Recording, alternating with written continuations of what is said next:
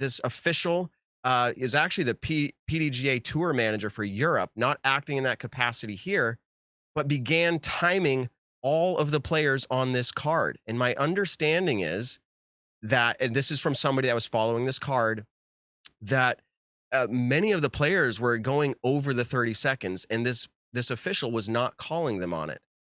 He was trying to give the benefit of the doubt to the player, and I guess there was a few times where it went over a minute, but he still didn't call it.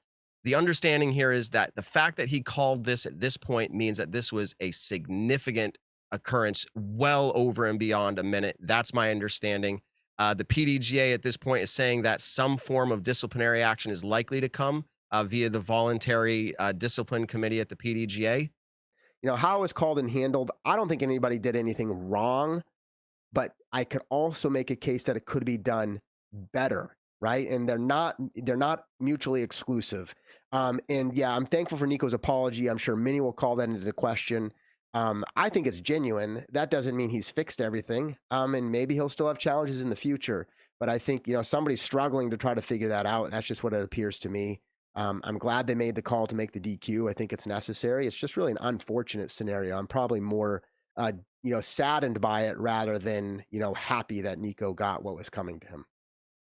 It's a very high stress, emotional moment nonetheless. And anybody who knows Nikko knows that, like, win or lose, whether he rubs you the wrong way or whatnot. And again, not excusing any behavior, but he's a passionate guy and he cares about disc golf and he wants to be a professional disc golf. Like, this is what he does. This is what he's done with his life. So it does make me sad that he was not able to rein it in, control his emotions, and handle this in a better way. And I hope that he comes back better. He's already paid a price. He's a public figure, more or less now, at least in this sport. And I think that there is definitely wrong going around on social media. I've seen some comments that are just so far beyond the line, and there's no excuse for that. As my mama taught me, two wrongs don't make a right.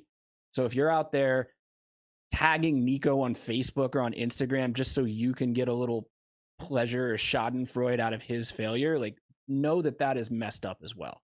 I'm not comparing, but it's also messed up, and stop it. The third thing I want to say, and we'll move on, is I think that there's a learning lesson for the PDGA here too. I am not saying that anything was done wrong. I am not victim blaming. Like, Matej should not have been intimidated, the European Tour manager.